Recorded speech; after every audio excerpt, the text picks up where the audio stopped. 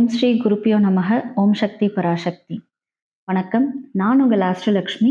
நாம இன்னைக்கு கடகராசிக்காரர்களுக்கு பிறக்கின்ற 2026 எந்த மாதிரியான பலன்களை கொடுக்க போகுது அப்படின்றத பத்தி தான் பார்க்க போறோம். 2026 பிறக்கிறதே பாத்தீங்கன்னா சந்திரன் ரிஷபத்தில் நிற்க பிறக்கிறது. அப்ப ராசி அதிபதியே 11ல போய் உட்கார்றார். அப்படி உட்கார்ந்து அந்த வருஷம் பிறக்குது. ஆனா என்னன்னா, இந்த ராசிக்கு அவர் பார்த்தீங்கன்னாக்கா, அந்த 11வது இடம் பாதகஸ்தானம். அதனால அவங்களுக்கு கொஞ்சம் நற்பலன்கள் நடக்கிற பொழுது, கொஞ்சம் அதனாலேயும் ஒரு கெடுபலன்களும் நடக்கிறதுக்கான வாய்ப்புகள் இருக்கு. இத சிம்பிளா சொல்லணும்னா, இவங்க போய் ஒருத்தருக்கு ஹெல்ப் பண்ணுவாங்க. சரிங்களா? அந்த ஹெல்ப் அப்படின்றதுல அந்த வாங்கினவங்களுக்கு நல்லதா தான் இருக்கும். ஆனா இவங்க ஹெல்ப் பண்ணதுனால இவங்களுக்கு பாதகம் நடக்கும். அந்த ஹெல்ப் பண்ணவங்களே இவங்கள ஏதாவது ஒண்ணு சொல்லிருவாங்க. அதுதான் நடக்கும். அதனால இந்த வருடம் நீங்க என்ன பண்ணக்கூடாது? யாருக்கும் போய் வாண்டடாலாம் ஹெல்ப் பண்ணாதீங்க. உங்கள கேட்டாங்கன்னா செய்யுங்க. இல்லையா விட்டுருங்க, பரவால்ல. ஒண்ணும் தப்பில்ல. உங்களிடம் உதவியை நாடி வந்தால் செய்யலாம், அல்லது போய்க்கிட்டே இருக்கலாம். இதுதான் இந்த வருஷம் நீங்க பண்ணணும். அப்ப இந்த வருஷம் எப்படி இருக்கும்? வேலை நல்லா இருக்குமா? நிச்சயமா நல்லா இருக்கும். இடமாற்றம் இருக்கும். ஜூன் மாசத்துக்கு மேல கண்டிப்பா இடமாற்றம் இருக்கும். இந்த ஜூன் மாசத்துக்கு மேல பார்த்தீங்கன்னாக்கா, உங்களுக்கு ஒரு புதிய மாற்றம் கண்டிப்பா ஏற்படுறதுக்கான வாய்ப்புகள் இருக்கு. ஏன்னா உங்களுடைய ராசியிலே குரு உச்சமாக போறாரு. ஸோ புதிய மாற்றங்கள், நல்ல மாற்றங்கள், முன்னேற்றங்கள் ஏற்படுறதுக்கான வாய்ப்புகள் இருக்கு. ஸோ ஜூன் வரைக்கும் பார்த்தீங்க அப்படின்னா, கையில இருக்கிற காசு கொஞ்சம் விரயமாக தான் செய்யும். கவலைப்பட வேண்டாம். ஜூன் மாசத்துக்கு மேல நிலை மாறிடும். சரி, இது போக தொழில் எப்படி இருக்கும்? தொழில் நல்லா இருக்குங்க, பிரச்சனை இல்லை. ஆனா தொழில்ல நீங்க வேலை செய்யற மாதிரி இருக்கும். சரி, உத்தியோகம் எப்படி இருக்கும்? உத்தியோகம் பார்த்தீங்கன்னா, பொதுவாகவே கடகராசிக்காரர்களுக்கு, துலாம் ராசிக்காரர்களுக்கும், லக்னமா இருந்தாலும் சரி, நீங்க வேலைக்கு போனீங்கன்னா உங்களுக்கு பேர் கிடைக்காது. பேர் கிடைச்சாலும் சம்பள உயர்வு கிடைக்காது. பெரிய அளவுல உங்களுக்கு வேலையில ஒரு திருப்திகரம் இருக்காது. அதனாலதான் கடகம் துலாம்லாம் என்ன பண்ணலாம்? பெஸ்ட் பிசினஸ்னு போயிடலாம். அந்த பிசினஸ்ல நீங்க லேபரரா இருக்கலாம். அது உங்களுக்கு நல்லது. அதேதான் இப்பயும் உங்களுக்கு இந்த வருஷமும் வேலை எப்படி இருக்கும்? நீங்க நல்லா தான் வேலை செய்வீங்க. 24/7 வேலை செய்வீங்க. ஆனா 2 மணி நேரம் வேலை செய்துட்டு உட்கார்ந்துகிட்டு இருக்கிற ஒருத்தர் உங்களுடைய ப்ரொமோஷனை தட்டிட்டு போயிடுவார். அதனால வேலையில ரொம்ப பெரிய எதிர்பார்ப்புலாம் வச்சுக்கிட்டு பண்ணாதீங்க. அப்படின்னா என்ன அர்த்தம்னா, காலையில 10 மணிக்கு போனீங்கன்னா சாயந்தரம் 6 மணிக்கு கிளம்பிடுங்கன்னு அர்த்தம். இதை மட்டும் பண்ணீங்கன்னா போதும். பெருசா நான் அப்படி உழைக்கிறேன், இப்படி உழைக்கிறேன்லாம் நீங்க உழைச்சிங்கனாலும் உங்களுக்கு பெரிய அளவுல நற்பெயர்களும் கிடைக்க போறதில்ல, ப்ரொமோஷனும் கிடைக்க போறதில்ல, சேலரி ஹைக்கும் கிடைக்க போறதில்ல. இருக்கிற வேலையில தான் இருக்க போறீங்க. அதை அப்படியே கண்டினியூ பண்ணிட்டு போயிட்டே இருங்க. சரி, வெளிநாடு வாழ்க்கையாவது நம்மளுக்கு செட் ஆகுமா?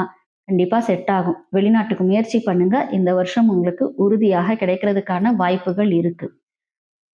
அது கூடவே 2ஆம் அதிபதி போய் 6ல உட்கார்றார். அது ஒண்ணு மட்டும்தான் கொஞ்சம் மைனஸ்.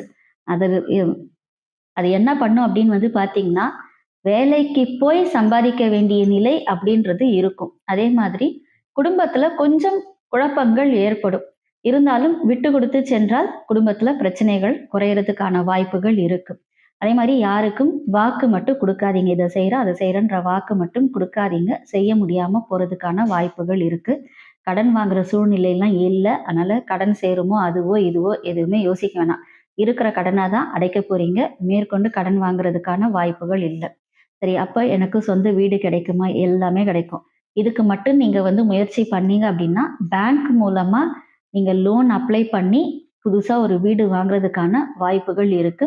புதுசா ஒரு 2 வீலரோ இல்ல 4 வீலரோ வாங்குறதுக்கான வாய்ப்புகள் இருக்கு. பட் அது கடன்ல தான் வாங்க போறீங்க. ரெடி கேஷ் வச்சுட்டு வாங்க முடியாது. இந்த காலத்துல யாரும் ரெடி கேஷ் கையில வச்சுக்கிட்டு இதை போய் பண்றது இல்லை. இருந்தாலும் பேங்க்ல தான் நீங்க போயிட்டு லோன் அப்ளை பண்ணி வாங்கணும். வெளியில போயிட்டு லோன் அப்ளை பண்ணி வாங்குனீங்க அப்படின்னா, வட்டி உங்கள எங்கேயோ எடுத்துட்டு போயிட்டு நிப்பாட்டிடும். அதனால வெளியில போய் கடன் வாங்குறத தவிர்க்கிறது நல்லது. இந்த 5 பைசா, 10 பைசா அப்படிலாம் வாங்குறதுக்கு இந்த வருஷம் உங்களுக்கு வாய்ப்பு இல்ல. இருந்தாலும் கவனம் செலுத்தினால் நல்லது. சரி, ஆரோக்கியம் எப்படி இருக்கும்? ஆரோக்கியம் நன்றாகவே இருக்கும். நீங்க உங்கள பார்த்துக்கிற வரையிலும். கொஞ்சம் கவனக்குறைவு இருந்தது அப்படின்னாலும், ஆரோக்கியம் கெடுறதுக்கான வாய்ப்புகள் அதிகமாக இருக்கு. அதனால உங்களுக்கு செலவு வரக்கூடிய சூழ்நிலை இருக்கு. ஏற்கனவே 6க்குரியவரே போய் என்ன பண்ணிட்டு இருக்கிறாரு அப்படின்னு சொல்லி பார்த்தீங்கன்னா, உங்களுக்கு விரயத்துல தான் இருக்கிறார். அதனால விரயத்தை சமாளிக்கிறதுக்கு நீங்க என்ன செய்யணும் அப்படின்னு பார்த்தீங்கன்னா, ஆரோக்கியத்துல கவனமா இருக்கணும். படிப்பு நல்லா இருக்கா? நல்லா இருக்கு. படிச்சா அப்ப எக்ஸாம் நல்லா எழுதலாம். படிக்காம போயிட்டு எக்ஸாம் எழுத முடியாது. அதனால படிப்புல கொஞ்சம் கவனம் செலுத்தி தான் ஆகணும். விளையாட்டுத்தனத்த கொஞ்சம் கைவிடுறது நல்லது. ஏன்னா 4க்குரியவர் என்ன பண்றாரு? 6ல போய் உட்கார்ந்திருக்கிறாரு. 2க்குரியவரும் மாறல, 4க்குரியவரும் மாறல, 3க்குரியவரும் மாறல, 5க்குரியவனும் மாறல. அதுதான் மைனஸ். இந்த 2, 3, 4, 5 போய் என்ன பண்ணிடுச்சுன்னா, வருஷம் ஆரம்பத்துல 6ல போய் உட்கார்ந்தாச்சு. அதனால இது சார்ந்த இந்த விஷயங்கள்ல நீங்க கவனமா இருக்கணும். குடும்பத்துல கவனம், பிரயாணங்கள்ல கவனம், உங்களுடைய படிப்புல கவனம், உங்களுடைய உயர்கல்வியிலயும் கவனம். இதுல இருந்துட்டாக்கா நிச்சயமா இந்த வருஷம் உங்களுக்கு மிகப்பெரிய நல்ல மாற்றங்கள் கிடைக்கும் அப்படின்றதுல எந்த ஒரு சந்தேகமும் இல்லை. இந்த வருஷம் உங்களுக்கு சுப விரயம் இருக்கு. அது கல்யாணம் கிடையாது. கல்யாணத்துக்கு அடுத்து நடக்கிற விஷயங்கள் இருக்கலாம். இப்போ போன வருஷம் கல்யாணம் ஆச்சு இல்லைங்களா? 2025 மேக்கு முன்னாடி கல்யாணம் ஆச்சு பார்த்தீங்களா? அதுல உங்களுக்கு குழந்தை பிறக்கிறதுக்கான வாய்ப்புகள் இருக்கு. அது சார்ந்த சுப விரயம் இருக்கு. அது கூடவே ஒரு வீடு வாங்குறது ஒரு சுப விரயம் தான். அது உங்களுக்கு இருக்கு. ஒரு இடம் வாங்குற சுப விரயமும் இருக்கு. இதெல்லாம் இருக்கு. சிலருக்கு பார்த்தீங்கன்னா, அவங்க பெண் குழந்தைகள் ருதுவாகிறதுக்கான வாய்ப்புகளும் இருக்கு. இந்த மாதிரி சுப விரயம் தான் இருக்கே ஒழிய, கல்யாணம் பண்ற சுப விரயம் இப்போதைக்கு இல்ல. இப்போதைக்கு உங்களுக்கு கல்யாணம் பண்றதுக்கு முடிவு பண்ணியிருக்காங்க அப்படின்னா, ஆப்போசிட் பார்ட்னருக்கு குரு பலன் இருந்தால் செய்யலாம். இல்லைன்னா செய்யக்கூடாது. அப்படியே ஒரு வருஷம் விட்டுட்டு அடுத்த வருஷம் கல்யாணத்துக்கு பாருங்க. அதுதான் உங்களுக்கும் நல்லது. ஏன்னா, ஜென்மகுரு நேரத்துல திருமணம் பண்றதை தவிர்க்கிறதும் நல்லதுதான். ஸோ அது பண்ண வேண்டாம். இந்த வருஷம் சேமிக்கிறதுக்கான வாய்ப்புகள் இருக்கா அப்படின்னு கேட்டிங்கன்னா, ஓரளவுக்கு தாங்க இருக்கு. பெருசா உங்களுக்கு சேமிக்கிறதுக்கான வாய்ப்புகள் இந்த வருஷம் இல்ல. சேமிப்புல தான் போய் உட்கார்ந்திருக்கிறார். ராசி அதிபதி சேமிப்புல தான் உட்கார்ந்திருக்கிறார். சேமிக்கணும்னு நினைக்கிறீங்க, காசை கொண்டு போய் பேங்க்ல போடுறீங்க. திருப்பி ஏதாவது ஒரு செலவு வரும். அந்த செலவுக்காக நீங்க அதை எடுக்கிற மாதிரி ஆகும். அதனால மனசு தளர விட வேண்டாம். சேமிப்பில் இருந்தாலும் உங்களுக்கு கொஞ்சம் பயன் தரக்கூடிய நிலையில தான் அந்த செலவு நடக்க போகுது. ஸோ சேமிப்பும் சுபவிரயமாக மாறக்கூடிய காலகட்டத்துல நீங்க இருக்கீங்க.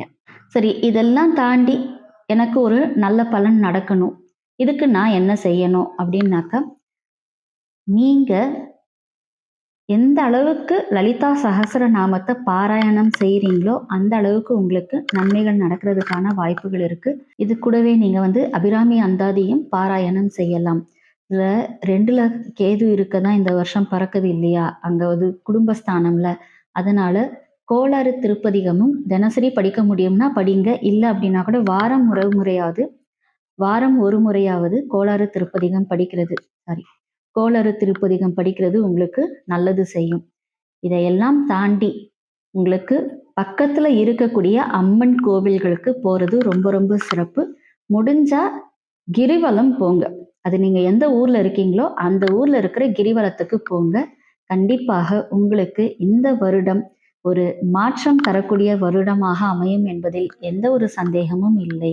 ஜோதிடம் மற்றும் ஆன்மீகம் சார்ந்த விஷயங்களுக்கு எங்களுடைய ஆஸ்ட்ரோலக்ஷ்மி சேனலை சப்ஸ்கிரைப் பண்ணுங்க, லைக் பண்ணுங்க, ஷேர் பண்ணுங்க. தனிப்பட்ட முறையில் உங்களுடைய ஜனன ஜாதகம் மற்றும் பிரசனத்திற்கு நீங்கள் எங்களை தொடர்பு கொள்ளலாம். எல்லாம் வல்ல இறையருளின் துணையாலும் அகிலாண்ட கொடி பிரம்மாண்ட நாயகியின் அருளாலும் உங்கள் இல்லங்களிலும் உள்ளங்களிலும் என்றென்றும் மகிழ்ச்சி நிலைத்திருக்கட்டும். நன்றி.